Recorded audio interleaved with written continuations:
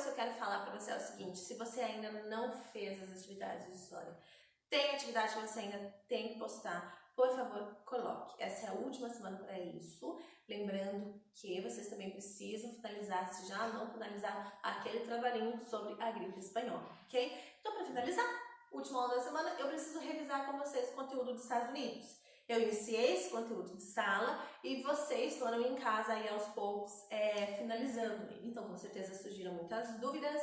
Eu mandei um vídeo ou outro para vocês, mas ainda não expliquei. Então, eu estou aqui para isso. Vou fazer um apanhado geral muito rápido sobre o restante do conteúdo que vocês ainda não tiveram. Então, vamos lembrar. Vocês lembram dos pais peregrinos, né? Os ingleses que aos poucos foram chegando ali nessa nova terra, entraram em contato com os primeiros indígenas, tiveram depois a sua guerra da independência, a festa do chá no Porto de Boston, tudo isso vocês se lembram, né? E a gente entra então naquela parte em que as antes 13 colônias inglesas, agora elas são Estados Unidos da América, porque agora elas já são independentes, e eles começam então a expansão para o interior do país, a tal da marcha para o oeste. Os Estados Unidos vai se transformar de 13 estados em 50 Estados Unidos. Isso foi a marcha para o oeste. Eles vão descobrindo ouro na Califórnia, eles querem levar a civilização para os povos indígenas. Existe aí no governo, o governo americano, ele manda propaganda na Europa inteira para trazer gente para desbravar essa nova terra. Então, assim, os Estados Unidos acaba sendo uma terra de oportunidade. Muitos europeus chegam ali, cheguei com aquela terra, é minha, eu coloco uma cerquinha ali, é meu. Então, o governo, ele realmente concedia a possibilidade de você ter terras de graça nos Estados Unidos. Muito europeu vai sair de lá. Alguns processos de guerras que a Europa está enfrentando, é uma oportunidade muito boa você sair de lá e vir para os Estados Unidos, porque ali você vai ter terra de graça. Tudo bem que nesse meio tempo o governo te dava também a possibilidade de roubar a terra do índio. Ah, tem um índio ali no meio, você vai fazer com aquele índio? Mata o índio, a terra é sua. Havia um incentivo horrível do governo americano para matar índio. Existia inclusive um general que falava que índio bom é índio morto. Por quê? Porque para eles as terras eram para os americanos ou para os europeus, que né, também os Estados Unidos se formou com europeus, então eles também se consideravam americanos. Então, aos poucos, os Estados Unidos vai se transformando em 50 estados e a gente chega num momento em que os Estados Unidos passa pela segunda guerra mais importante que eles tiveram, né? A primeira foi a Guerra de Independência, que você já estudou, e a gente tem então a Guerra de Secessão. É conhecida também como Guerra Civil Americana. Secessão é uma palavrinha estranha, difícil, que significa separação.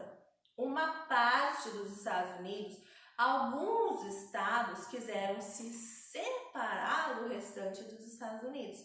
É por isso que é chamado de Guerra de Secessão. E quem quis se separar? Por que se separar? Os motivos, os mais importantes, você tem que lembrar de alguns anos antes, lá na época das 13 colônias ainda. Lembram que havia dois tipos de colonização nessas 13 colônias? Havia as colônias de exploração e as colônias de povoamento, lembram disso? As colônias de exploração ficavam no sul, nos estados do sul. Depois que os Estados Unidos se expandem, os estados do sul continuam com essa característica de colônias de exploração, grandes propriedades de terra, trabalho escravo. E o norte não. O norte tinha o quê? Lembra que o norte era colônia de povoamento? Tinha muita gente, pequenas propriedades. Esses pequenos proprietários, eles faziam comércio ali dentro do que eles produziam. Então tinha muita gente com dinheiro no bolso nos estados do norte. E como as propriedades eram pequenas, não havia necessidade de você ter escravos. As próprias famílias trabalhavam dentro das terras. Então essas diferenças entre norte e sul não deixaram de existir. A gente já está aí muitos anos à frente e essas diferenças ainda existem. Então você tem um norte agora, com quase 50 estados, rico, com pequenas propriedades, que já pensa lá na frente, que já está vendo a Europa passando pela Revolução Industrial, a gente está no final de 1700, e assim, eles também querem se industrializar. Os Estados Unidos não é industrializado ainda, e a gente tem muita gente no norte com dinheiro no bolso. eles querem essa industrialização. E o Sul não. O Sul é diferente. O Sul é latifúndio, o grande proprietário rural, ele mantém todo o dinheiro no seu bolso e o escravo não tem praticamente nada. Então essas diferenças são os principais motivos para a guerra. Porque eles têm interesses totalmente diferentes.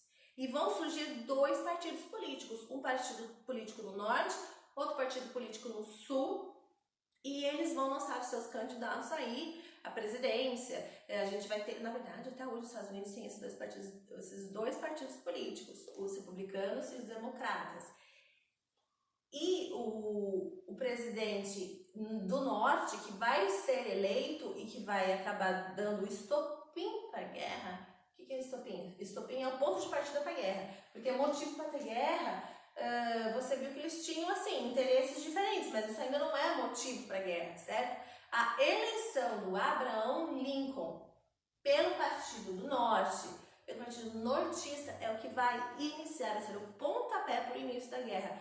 Porque o Abraham Lincoln, antes de ser presidente dos Estados Unidos, ele já era político e ele já tinha tentado aprovar há muito tempo o fim da escravidão.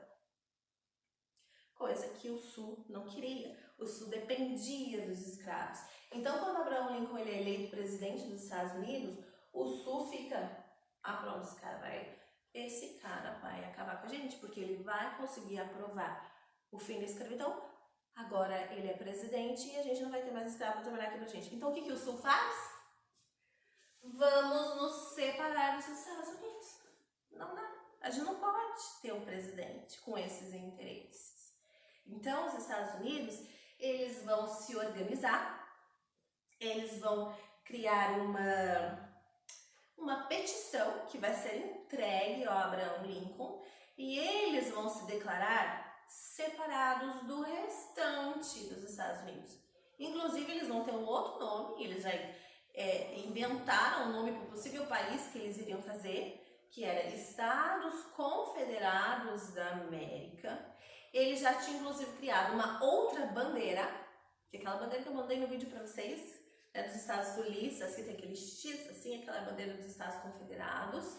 E eles simplesmente quiseram se separar, por isso que a guerra de secessão, de separação. O Sul querendo se separar do Norte, já que eles têm interesses bem diferentes. Pergunta, Abraham Lincoln vai aceitar essa separação? Óbvio que não. É aí então que começa oficialmente a Guerra de Secessão, Guerra Civil Americana, que vai durar aí quase uns 8 anos. Claro que o Norte ganha essa guerra. O Norte tem dinheiro para fazer armas, para fazer munição, para ganhar essa guerra. O Sul tem o quê? Um monte de latifundiário. Ok, os latifundiários até têm arma, mas eles não têm armas o suficiente para colocar na mão dos escravos. Pergunta, o escravo está lutando pelo seu senhor? Está. Mas ele quer lutar?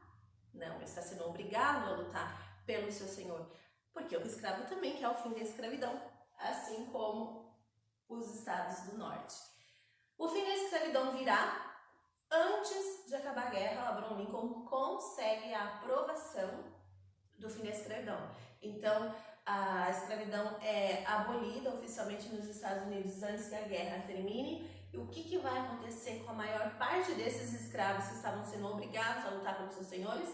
Eles vão fugir e vão tudo para os Estados do Norte para ajudar os nortistas a terminar a guerra. É claro que os nortistas já estavam ganhando a guerra, mas agora, com o fim da escravidão, eles não são mais obrigados a lutar pelo seu senhor. Então, a gente vai ter muitos desertores, muitos escravos que passam a lutar pelos estados do norte. E a guerra acaba com a vitória nortista. E a principal consequência que a gente tem que veio da Guerra de Secessão e que existe até hoje nos Estados Unidos, como um vídeo que eu mostrei para vocês, foi a criação de alguns organismos e organizações racistas dentro dos Estados Unidos, como, por exemplo, a Ku Klux Klan. É a vitória do Norte que faz ficar muito mais evidente o sentimento de racismo que já existia no pessoal do Sul. Até porque é por isso que eles faziam essa escravidão. Para eles, os escravos eram realmente pessoas inferiores. Então, assim, quando tem a abolição da escravidão e os escravos passam a lutar pelo norte, esses senhores vão dar desculpa que eles perderam a guerra porque os escravos começaram a lutar pelo norte. O que, claro que é errado, não havia essa possibilidade. Os estados do norte iriam ganhar a guerra de qualquer jeito. Eram mais estados, mais ricos e com muito mais gente com arma. Então eles iriam ganhar de qualquer jeito. Então, assim, esse sentimento racista vai ficar muito forte nos estados do sul, como existe até hoje nos Estados Unidos. Eu mostrei para vocês o vídeo. O líder americano, né? O líder ali maior da Ku Klux Klan nos Estados Unidos hoje é um pastor. Lembra disso? Eu coloquei ele para vocês verem. Então, assim, o sentimento de racismo fica evidente. E eles vão depois, né, no próximo século, até mais ou menos na década de 60, 70, matar muita gente por causa desses sentimentos. A criação da Ku Klux Klan e depois do Orgulho Branco, né, de outras organizações racistas que vão surgindo nos Estados Unidos são consequências da Guerra de Secessão.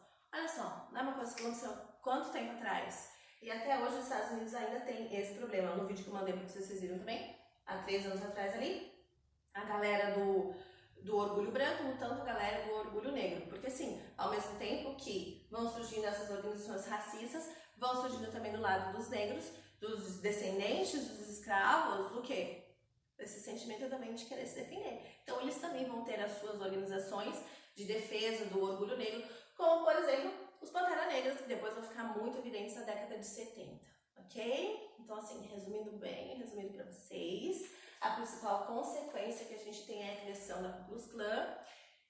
E acabou a Guerra de Secessão, nós temos então os Estados Unidos agora que entra oficialmente na Revolução Industrial. Os estados do Sul, que não queriam se industrializar, uma hora ou outra, vão acabar também entrando na Revolução Industrial. Isso não quer dizer que as áreas agrícolas vão deixar de existir, não, ainda existem os cinturões agrícolas nos Estados Unidos, óbvio, né? Todos os países precisam dessas áreas dos cinturões agrícolas, mas até hoje os cinturões agrícolas estão ainda nos estados do Sul, que já tinham essa característica agrícola, ok? Então é isso, um resuminho. Se você ainda tem alguma dúvida sobre isso, sobre essa última parte da Guerra de Secessão, manda para mim aqui na plataforma a sua perguntinha, que eu vou ficar feliz em responder, tá bom? Beijos, é isso, bons estudos!